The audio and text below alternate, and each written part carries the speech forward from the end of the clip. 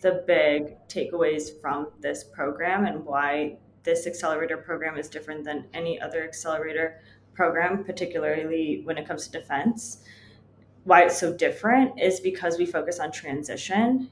Hola, amigo. ¿Cómo estás? Buenos días, señor. No sé. I don't know. 300 days of learning Spanish for Zach. How about that? Tomorrow, I think.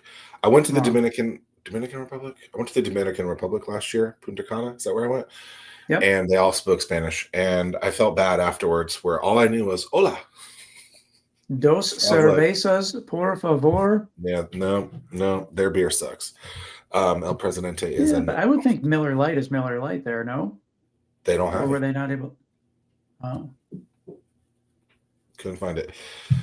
So I downloaded Duolingo like as soon as I got back, and I've been learning Spanish every day.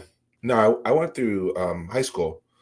I took, and maybe even college, I took Spanish 4 times. I took it 3 times. So you win.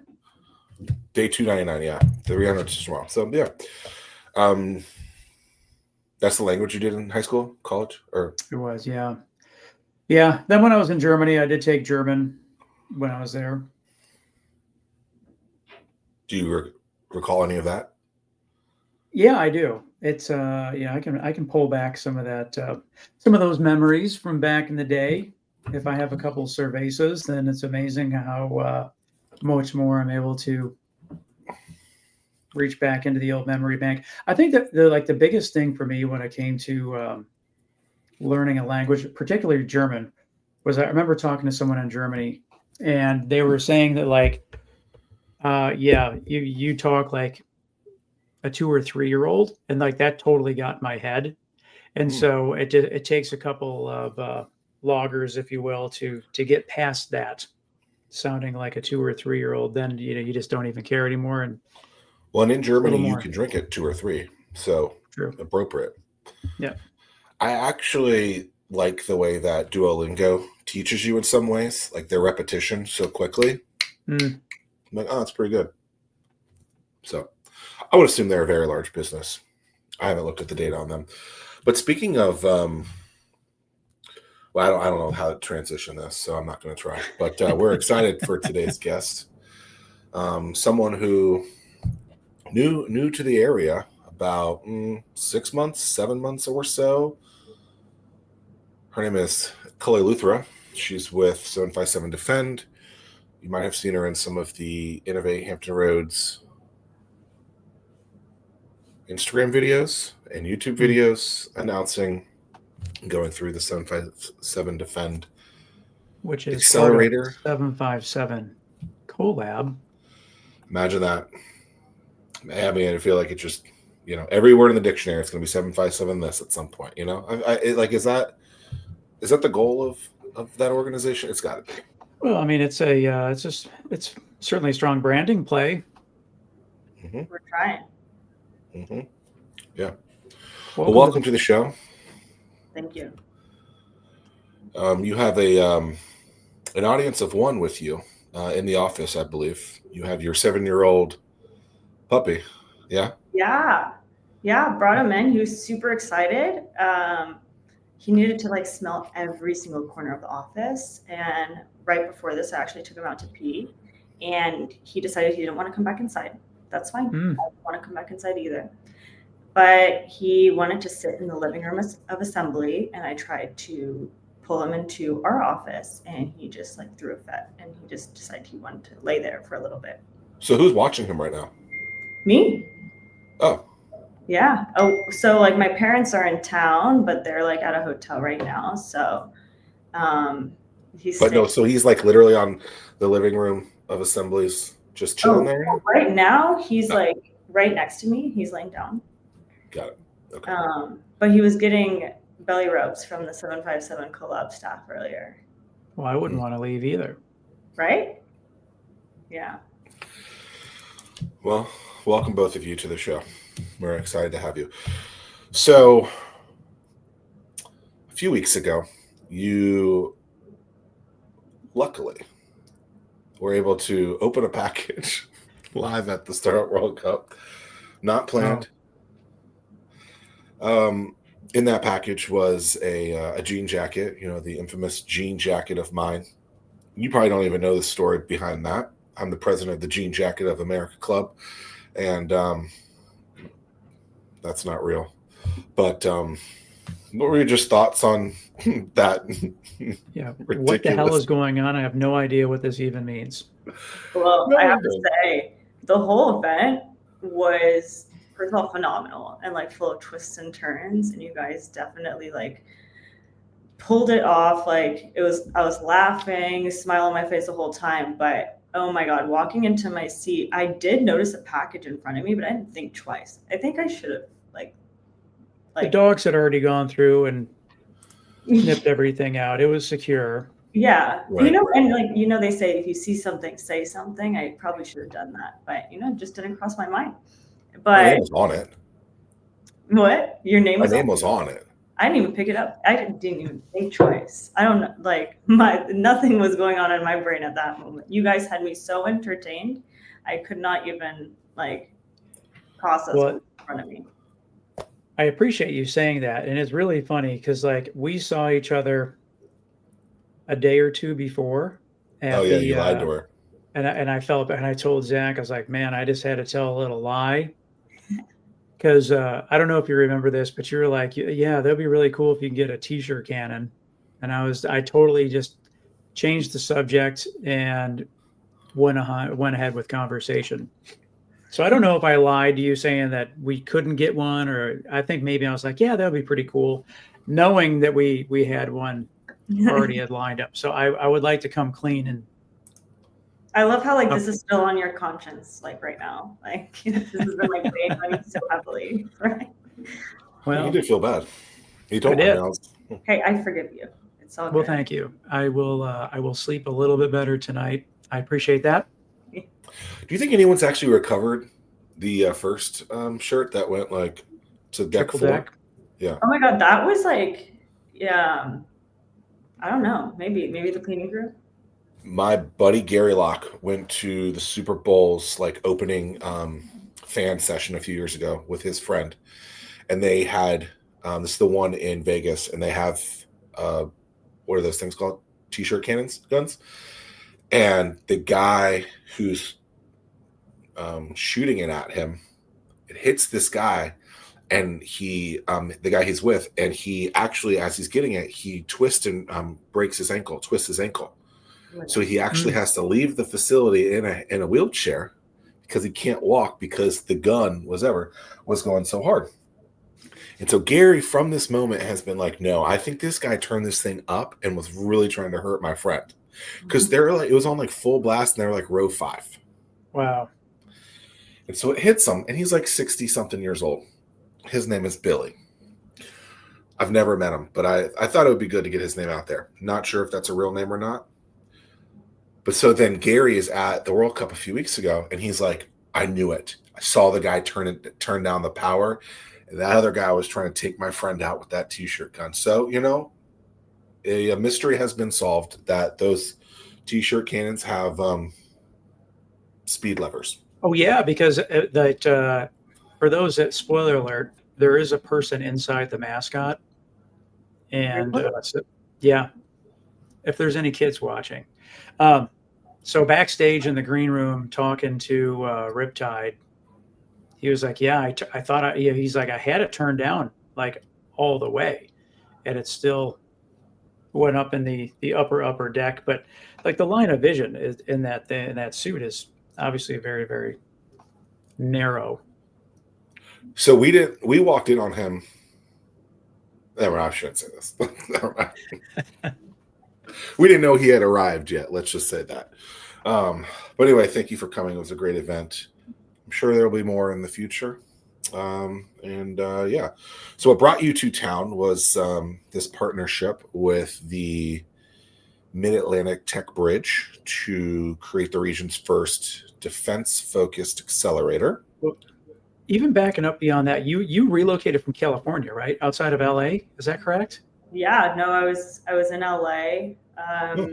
Also working with a tech bridge, doing similar thanks to what we're doing here with the Mid-Atlantic Tech Bridge. So yeah, I moved all the way across the country. Did you even know what a Hampton Roads was? No, I had no idea. When they're like, oh, you're gonna have to relocate to Norfolk, I was like, let me Google that really quickly. And then I noticed it was only 3 hours away from DC, and I was like, oh, I can see my friends. So, and my family's in Georgia, so I was like, this is perfect.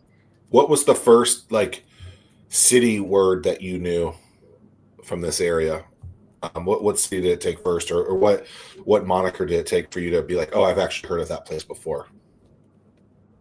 Virginia Beach. Okay, that's what I figured. Yeah, and I guess 757 too. You had, because I mean, like Pharrell and like Pusha T, they're from here, right? Yep. Yeah. Tim has a Pusha shirt. I do. I'm not wearing it today though. Choose love. Today is Thursday, so I have to go with. It's not that it's Thursday. Well, disregard. It's a Bills shirt, a Buffalo Bills shirt. Because this is my game day shirt that I'm wearing today as we play tonight. So will you stay up to watch the whole game? I will. Yeah. There you go. Okay, so LA to the old 757. Here you are. Now, were you like how early into this discussion of them bringing this here were you? Like, where does that come in? Had they already established it? Did they bring you in late, like after it? Like, where are you in the whole? How'd you get here, basically? Yeah, they had already decided that they were going to do the Defense Technology Accelerator, and like kind of had set up a little bit of what it could look like, but there was nothing.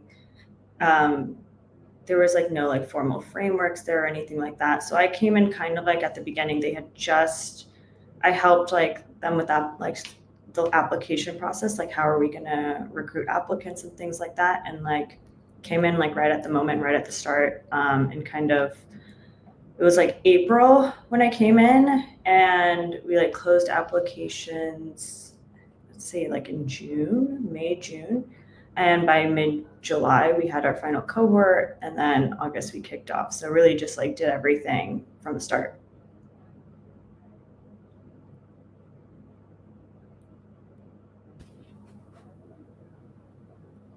I am deferring the next question because in right with 757 Defend, the Air Force base here is defending our oh, I got it. I'm like, what is he doing? Land with defending your area. Yes. Okay, so are there a lot of these tech bridges? Like, is that a thing? Like, yeah, there's like let me just make sure I get this number right. But there's I think around 12 tech bridges. And are they all kind of based around the same thing, like civilians to military? Yeah, so like think of it as like literally a tech bridge, like bridging technology and like local ecosystem with naval needs. So it's a bridge between like having to like accelerating the technologies into the Navy. And there's also 2 international locations. One is in London, one's in Japan. Yeah, that's great. I mean, that's super cool. I wish do other services, do you know, other than the Navy have this? I mean, it just makes so much sense to accelerate the technology, and certainly clearly they know the needs of the warfighter. Mm-hmm. And then you all facilitate those requirements into the startups, and it just makes a whole lot of sense. Yeah, other services definitely have things like this. Like you'll have like SpaceWorks, AFWorks, different things to like really bring in small businesses into like the DoD ecosystem and help accelerate those technologies and potential warfighters. Have you always been interested in like the defense aspect of stuff? Is that something like you grew up wanting to do, or how did you get into that world? Yeah, ever since I was a little girl, I thought, you know what, F-15s are super cool. No, you really sold that well, by the way. Thanks. Maybe I'll go into like acting next or something. But no, when I was I went to American for undergrad and really thought I was going to be a diplomat and like save the world via diplomacy. But then my first job out of college was like an aerospace defense consultant, like helping bigger companies like get their needs and wants into the NDAA, and basically like being a lobbyist. And then kind of from there moved into more of the startup world, and then got into the intersection of startup and defense. And yeah, so I would say like I accidentally kind of like stumbled into it, but it's pretty great so far. What came first, LA or fashion? Or did LA bring out the fashion? Fashion for sure. Yeah. I was only in LA. Fun fact, I was only in LA for 6 months though. Before that, really? DC. Yeah. Wait, so you lived in DC and had never heard of this region? You know what? We should take a poll in DC of how many people know about this region. Well, that's just right. Like Well, they know Virginia Beach, though, right? Rova Nova. Yeah, that's fair.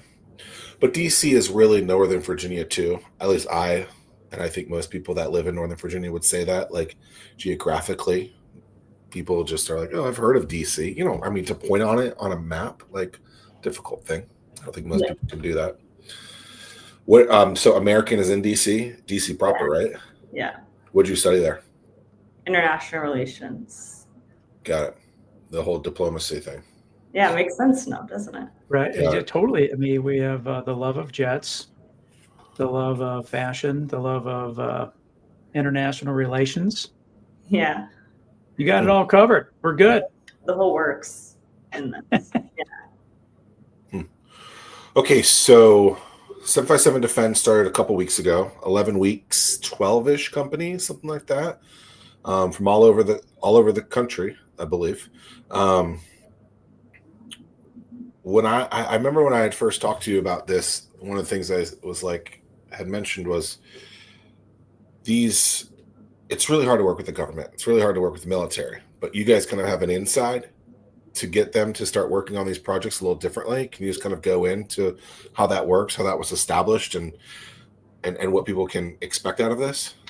Yeah, I think one of like the big takeaways from this program and why this accelerator program is different than any other accelerator program, particularly when it comes to defense, why it's so different is because we focus on transition. And we recruited 12 companies for 5 different critical needs. And those 5 needs came out of different kind of commands or SMEs, government subject matter experts who like really found that this was a problem and that we need to solve this problem, we need to solve this need. So some of them include like unmanned surface vehicle enablers, we have multi-domain targeting, decision advantage, things like that. And we recruited these companies based off of that to kind of solve these critical needs. So they are actively working right now with their government SME, their government expert, to tackle these problems and to either use their technology to service like a specific mission or problem or whatever it is, or even like create a new aspect of their technology to service that mission or the problem. And I think that that's super unique. Not a lot of programs do that. They'll be walking out of this program with some sort of tangible agreement. We already have one company that is working on Accelerator, which is cooperative research agreement, something along those lines. So they're working on that with one of the warfare centers, which is insane, like to be able to do that and to have such great interaction and like engagement with these government people so early on and so quickly in the process. It's really accelerating the acceleration of their technologies within the need. What so you hinted towards this a little bit. Will this upon or maybe during the program or after, will that help set them up for like a cyber sitter type of opportunity, or does it even go a step beyond that from a a funding standpoint too. Yeah. So a lot of these companies like have dabbled with sibbers and sitters, and that could be a viable option for them. It's really up to the company and the government SME to determine what is like the best course of action for their engagement, their working engagement. It could be a sibber sitter, it could be an OTA, other transaction authority, it could be CRADA, it could be whatever is going to work best for them, is kind of like what we told them and what they're kind of working towards. So different companies will have different needs, and different government schemes will have different needs for those companies as well. And how does that work? Yeah. From like a contract vehicle standpoint, how does that work? Like, do you help them find a contract vehicle that they can purchase services, or do you get involved in any of that? No. So me personally, as like Kali Luthra with 757 Defense, 757 Collab, I'm like the middleman. So really helping the company connect with their government counterparts to facilitate some sort of like tangible agreement, right? Like they'll come to me and they'll say like, hey, we have a problem. And then I will connect them with like the right people to help solve that problem.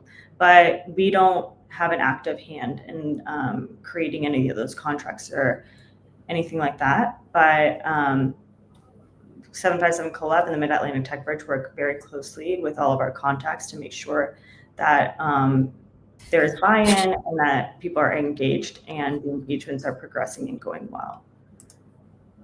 Okay, what are these acronyms? Sibber, sitter, cutter? Like what? Come on, let's just go. I know I live in a Navy town. I know I've been here for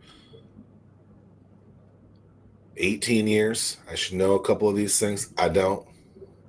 What are they? So SIBR is a Small Business Innovation Research Grant, and it's like, and SITR is like. Is that SBIR? Yes, yeah. Why don't you just call it that?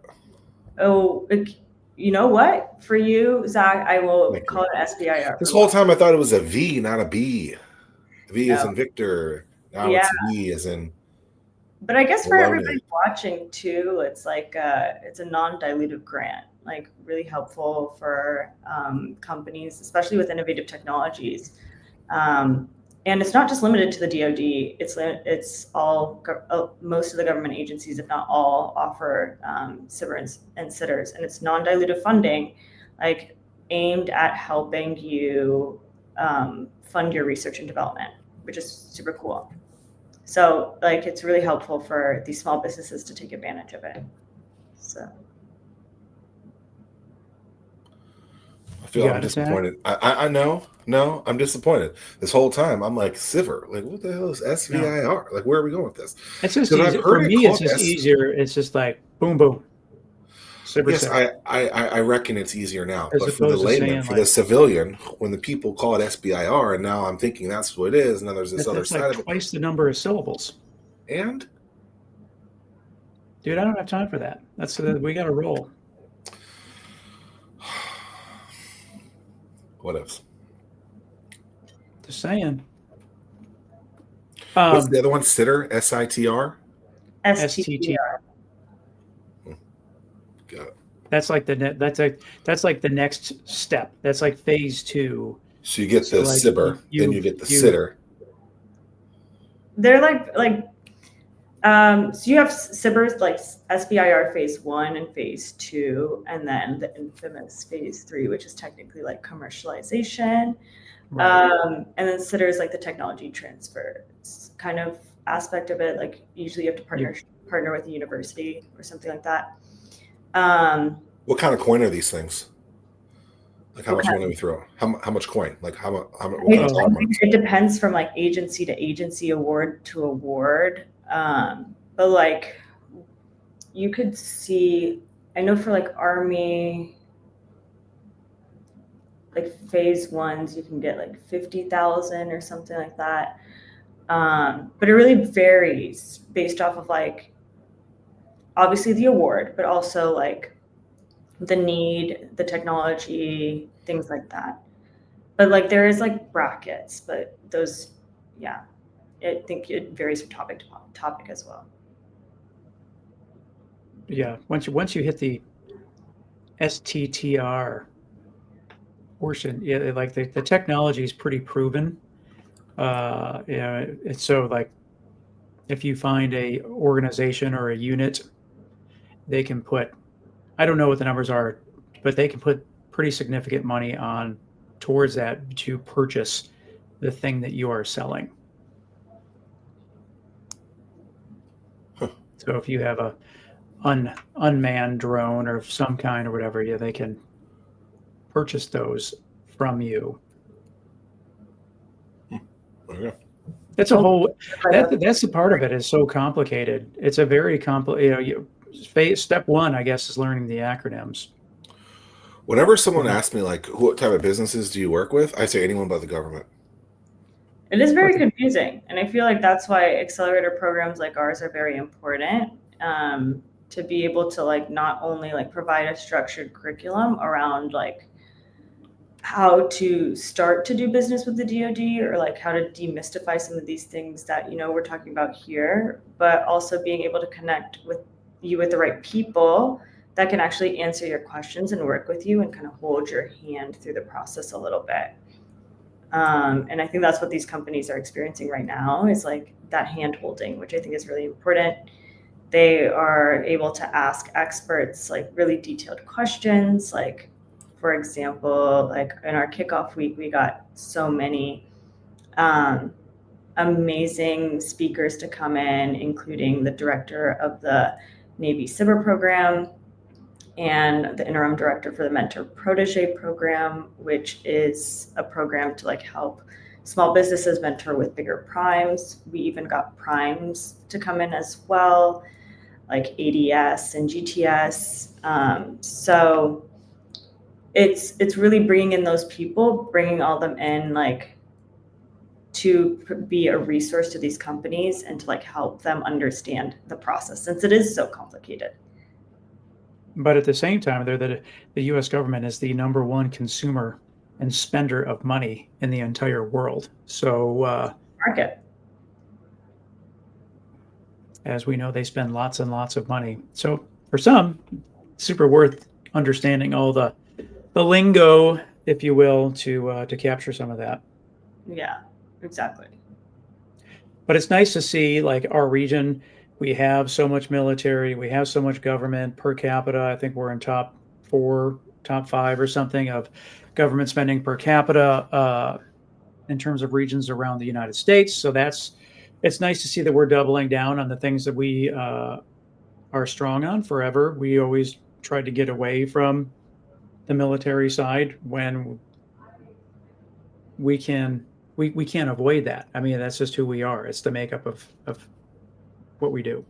Yeah, I mean, we have a literal battleship on the water side of Norfolk as like a museum piece. Like we can't get away from it, even if we tried. It's there. It's reminding us every single day. And actually, our cohort did take a tour of it as well. They absolutely loved it.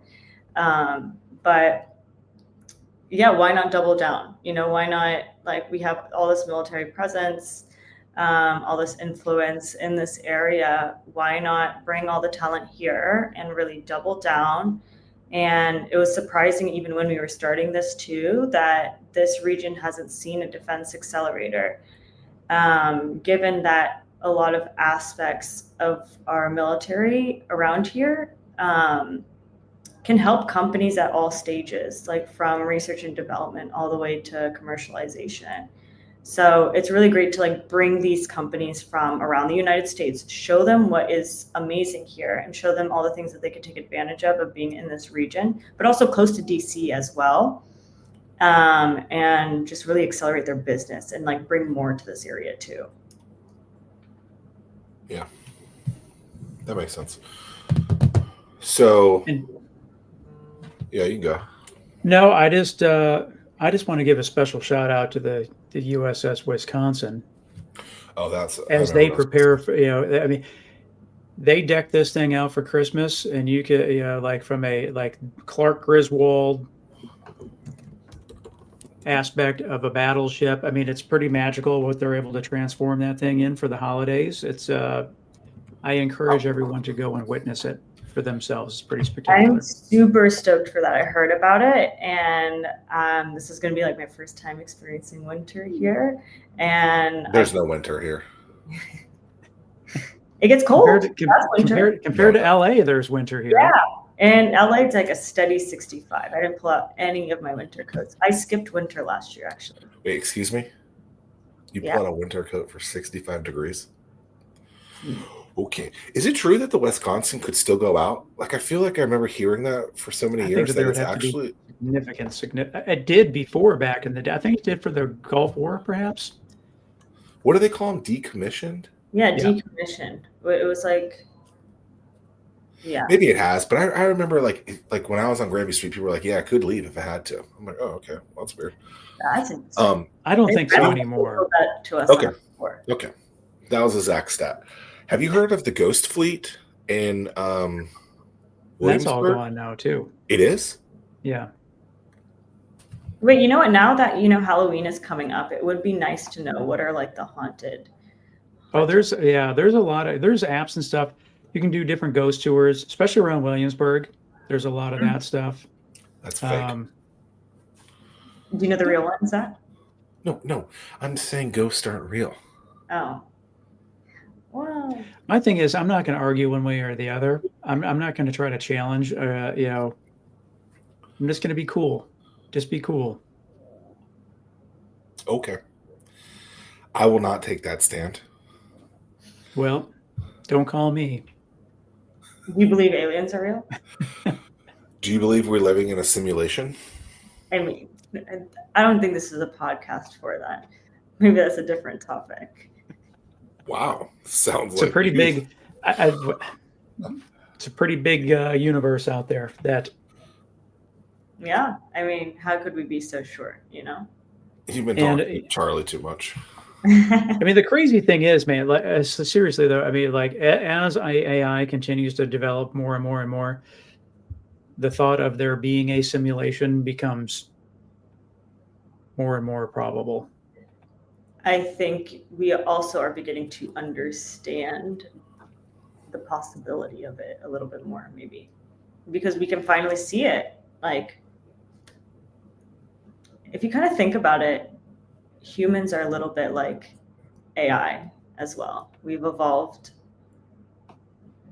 over time, and our knowledge has increased like a large thing. And I think that like on top of that, like the thing that makes AI so interesting is that they're able to think in ways that humans cannot.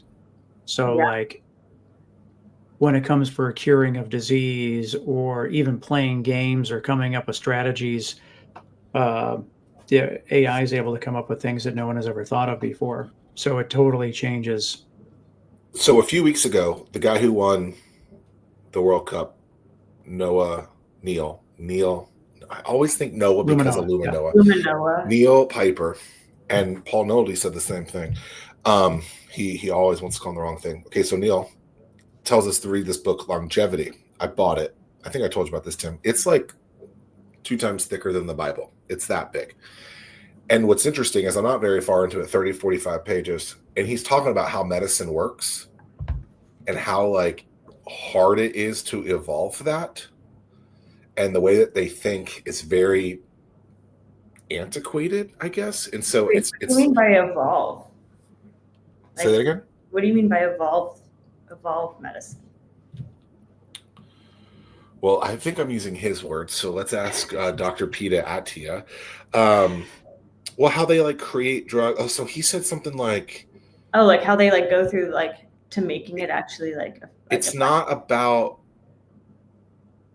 I think it was something like, it's how to make something the least painful, even if that means it doesn't work as strongly. They're so against certain things. I might be speaking a little out, so I apologize. Read page 27 to 30 of this book. But it's just unique to hear, like, we could like how do we cure COVID in 2 minutes, but we couldn't figure out cancer yet? Like, it just seems like a little like. But do you think that we haven't figured out? Well, that's a conspiracy theory. So we're getting into conspiracy theories. I don't know if there's no conspiracy about it. Well, I think money talks, right? I mean, yeah. Look at all the people. You know how many different look, it was just magically that like we have this vaccine for COVID, and then all of these arenas are now like named after those like shot companies. And all the ads were there. You're the one saying this is a conspiracy theory. There's no conspiracy. That's truth. I don't know. Yeah, 100%. Boy, this show has taken a turn. Oh Lord. Thanks, Neil. It just seems unlikely. That's all I'm saying. Let's transition. AI, AI does give humanity the ability to benefit from thinking about things that we just like. I like the game Go. It totally came up with new strategies. Go. What's this game? Isn't that the name of the game invented in China? That it's a strategy game, but it came up with new strategies that had never been thought of before. Oh, that's cool. Did you guys see that ChatGPT also released like the most like research topics on ChatGPT? Like, what do users like research the most? What were the answers? It was pretty cool. I mean, a lot of it was like, I mean, you have your normal thing like computer coding. Then another big topic was like self-growth and like relationships. Another big topic was like supplementing like your usual like dialogue with like helping your ChatGPT is helping you like refine that. And it was really interesting to see all the different ways that people are using AI. But it looked like everyone was kind of like, my worry is that like humanity is going to like replace their brain with this. But I mean, kind of reassuring to see that a lot of it is like supplementation. It is interesting in terms of like the people using these LLMs, if you will, as a therapist type of thing. And then, are these records, can someone subpoena those? Yeah. They cannot, or they can. They can. Right. So their pressure is now, should they be encrypted? Because what if they're using these platforms as a therapist and then something goes wrong? It's really interesting. Yeah, they like your chat records can be presented in court. Which, I mean, I feel like people should know that before they put anything. It's funny when we were talking, I don't know, 7 years ago about, remember how the Amazon, the echoes that would, yeah. And everyone was complaining about that. Now all of a sudden we give the computer our information willingly. Yeah. In typed form just to find out. Well, the other thing that's interesting too, like how things have evolved so fast, someone can give away their age really quickly. Like I don't Google anything anymore. Like the thought of like, if you say you're going to Google something, it just tells me that. Tells me what, Tim? Tells me what? You're not on the front edge of technology. That's not true.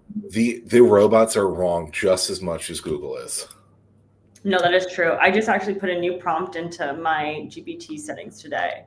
That was like. But Zach, I'm going to push back on you. I don't care about 800 blue links to go and find the answer. Well, that's fair. Tell me the answer. But when that thing doesn't even know how to change a LinkedIn cover photo, I mean, it's a little aggressive. Well, that's because you used the wrong tool. But that's neither here nor there. Tell me how you really feel. All right, let's go. We're not mad at each other. If you're wondering, we're completely fine. Like, there's like people like these guys really going at it. Heated discussion and like after this, like you guys were gonna like really fight. Just that could be the thing, that the intro thing where Zach and I duke it out over something, add a little spice to the show. Ooh, some entertainment. I didn't mean to offend you, Zach. If you yes, you did. It's fun. Yeah, I'm severely offended that apparently the LLM of my choice, whatever. Well, it's because it's using a data set that is like old. Right. So now he's called me old twice. This is No, great. I This call is it the great. data. The training of data is old. So Okay, so since we're on the old robot topic, how does the defense space feel about that? And is it something that they're embracing? Are they like where are we on that aspect of it? Because I know salesy, they're using AI, so I guess they have to be embracing it in some capacity since they're in your Excel or in defense. But how is just the defense landscape thinking about the robots? I think they're embracing it. I mean, 10 of our 12 companies are AI companies, and then the other 2 are hardware companies, but those are like backed by like AI and things like that, like and robotics. So really embracing it. And I feel like the more that we can make things more autonomous, especially at the front lines, like you're saving more lives, you're saving more time and you're saving more money as well. So it's like overall a win-win. yeah, the government is so funny in that way. It's just like it's very, very slow until it goes all at once. Like the same thing. Like I remember when the cloud first came out, the government was like, no, we're not touching the cloud. We're going to do everything locally. We're going to rack all these servers and we're going to do everything locally. And now then all of a sudden it was embraced. Well, the cloud isn't really a cloud. It's actually somewhere locally. So they lied to us the entire time. You know what? I'm actually thinking of starting a trendy hardware business, actual like flash drives and hardware, like make those like trendy and cool again, because like the Polaroid camera, those will come back. Yeah, like because I've been reading that like websites from like 2010 and like GeoCities. No, like websites, like actual websites on the web are like disappearing. And it's like, well, what is really the cloud? And it's like, how much data will we accumulate in our lifetimes before losing it or having to like up our storage every like couple of years or whatever? So I think the solution is to get back to the basics and get a local hard drive. And I'm going to make it cool and like, you can personalize it, Have you watched Black Mirror? Yeah. There's I think it's episode 1 of this last season that is based on that, and it's absolutely repulsive and disgusting, if you remember. No, it is. I mean, it was about life and death, basically, and hard drives. I mean, it's ridiculous. And then, like, ads. It's like... Wait, are you talking about that woman who got sick and, like, they had to put the chip in her brain? And then they kept, like, the... Yeah, and then you had to, like, in order to keep her going, she could only stay in a radius. And then if she wanted to leave the radius, you got to pay premium. Yeah. And just, like, that show, the way I describe it is, like, it is enough... It's close enough that it can be real that it's terrifying. You've watched it, Tim? No, and I always forget about it. I'm like over here kicking myself because like, it's a show you and you watch something, I always forget about it. You guys can watch it. That's so a no good episode to watch too. Yeah, I agree with you, Zach. Where it's like, kind of reminds me of like what Neuralink could be capable of, or like I think that's what it's based off of. I read this like one tweet and it's been like stuck in my head ever since because it was just like so funny. Like they're at this person's funeral and they're like, oh, he died because he couldn't afford his Nestle Plus water subscription. And I feel like that's kind of where we're heading, into the land of subscriptions. Yeah. Interesting from a hardware perspective. I believe Gary Warren said this in the judges' room. There was 83 companies at the World Cup finales last year in 2024. I think he said like only like 2 or 3 were software. All of them were hardware. Which was just interesting that would be the case in something so big like that. Do you remember something like that? I know you were. Yeah, I remember you telling me something about that after the show. But shocking, because you would think it would be hard. You would think it would be like the space for you guys. 10 of every 12 companies are AI, but they weren't. The thing is, though, I mean, with AI companies, everyone's doing AI. You don't know what's real. You don't know what's not. We got to look. right now it's just like the snow globe. There's snow flying. Wild Every West. one of these pieces of snow is an AI company. We got to let things settle to figure out who's going to come out ahead. Well, we had 150 applications come in, right? And the 5 critical needs that we like sourced for, like, it's all like AI based like needs essentially. And imagine reading 150 applications of defense technologies or dual use technologies for AI. Like, you can get convoluted like pretty quickly. And it's just so hard to determine what's real or what's not. So in our interview process, we actually had multiple rounds of interviews, and we sat down with the government SMEs who actually came up with these topics, and they actually helped us interview these companies and actually asking, like, really getting into the nitty gritty of their actual tech to see, like, okay, is this smoke and mirrors, or is this actually viable? Like, can we actually implement this and work with this? Because it's crazy how everyone like emerges on LinkedIn as now they're AI experts. And like there's so few people that really understand it and that are truly AI type of developers. And those people that are truly I mean, Zuckerberg's paying these folks hundreds of millions of dollars. Huh. So yeah, there's access to that type of talent is super hard. Yeah. I thought what you were going to say there is that you guys used that tool that you guys developed, or Charlie developed, or someone developed to help filter through. Did you use it? Was it helpful? So before that, the round of interviews that I was talking about, where we actually like talked to the companies, we 757 collab, and Charlie in particular, we worked on a kind of proprietary algorithm to help us sift through like 75, 80 applications. And it worked really well, to the point where, I mean, obviously we also double checked it with like human interaction and everything like that. But it worked so well that when the SMEs were interviewing the top 30 companies, they're like, we just want to have all these companies in the cohort. Like, they're all just so good.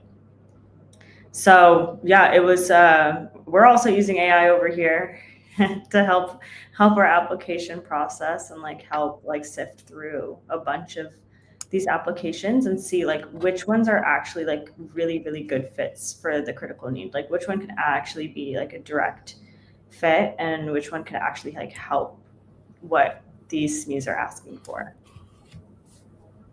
What week are you in right now of the cohort? We're in week 4.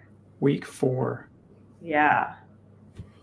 And exciting stuff. We actually, I think we're basically almost finalized on our tech showcase date in November. That's exactly where I was going. So keep going. Talk about demo day and what that's all about. Yeah. So demo week. Yeah, demo week. So a couple of our technologies, a couple of the cohort technologies will demo in the field. They, like, will it be Spit, or we might get Stiletto, the boat, to come out and like have the companies go on there. We're still working out those details, and we're specifically working out those details with the companies and the SMEs to see what is going to be most viable. But what we do have kind of locked in is our tech showcase date, where that's going to be all 12 companies basically like coming together, doing like some kind of tabletop demonstration. And we're opening it to people who are in the defense sector, military people, primes, VCs who are interested in this space, anyone who's like defense adjacent and would be interested in interacting with these companies. Save the date for November 5th. And looks like more details will like come to follow, but that's kind of where we're headed. Is that going to be a all day type of thing, or is that an evening thing? Like or evening, yeah, like a 5 to 8 p.m. kind of situation. Man, why did you guys pick the 5th? That's our Star Peninsula Championship pitch day. Oh no. Well, we'll have to talk about that after. Heavy sigh. Heavy sigh. Heavy sigh. But it's amazing. There's a lot of stuff happening. Well, I think there's a lot of accelerators too that just do like I don't know. I don't.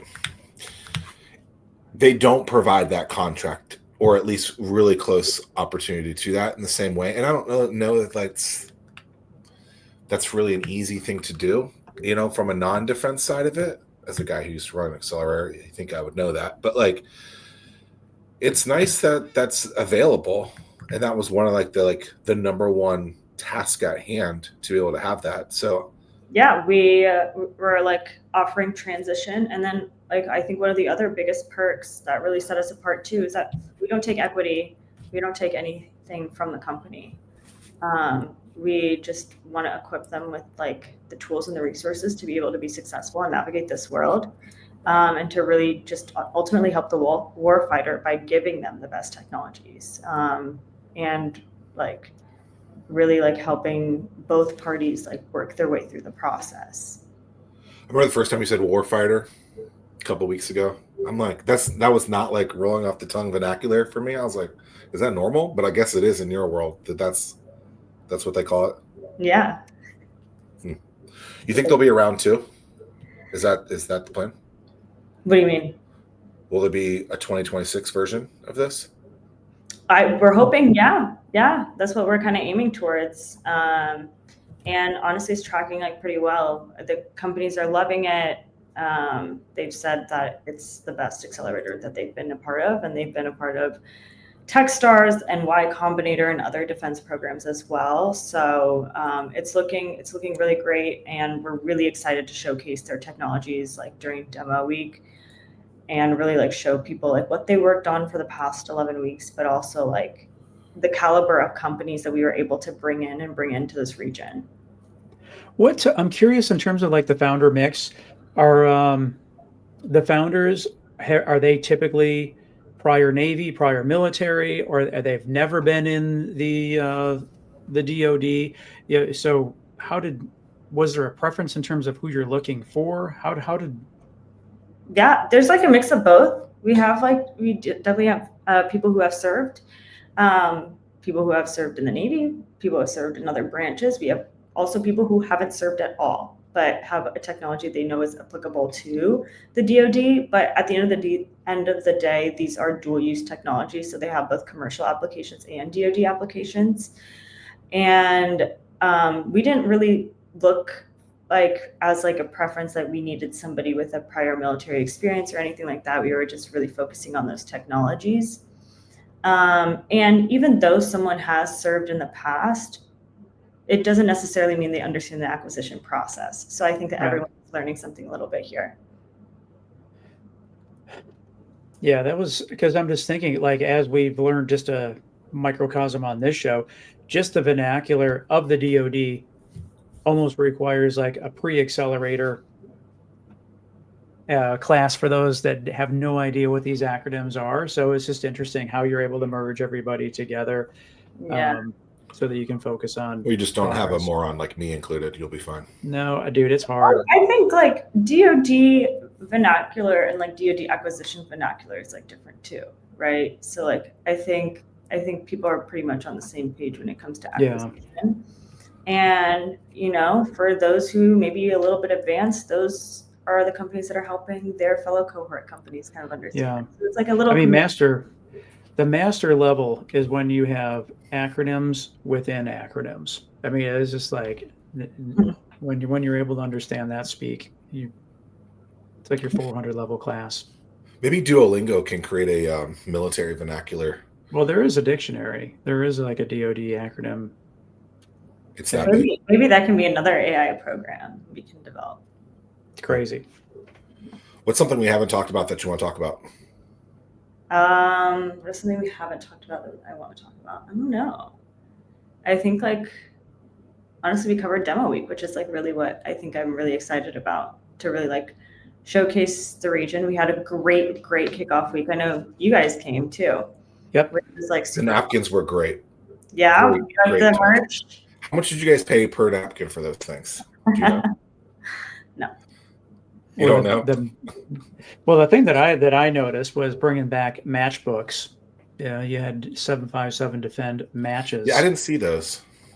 Oh, you stop by the office, Zach, Okay. Like, you walk out And here, my 757 Defend coaster is something that I have in my living room right now. There was coasters there too? That was in the goodie bag, in the grab swag bag, if you will. Well, where were those? I'll At the get you table. one. Stop by the What the office. hell? Yeah, I did have about 7 of those sandwiches though. The little tacos were really good too. I did not see tacos.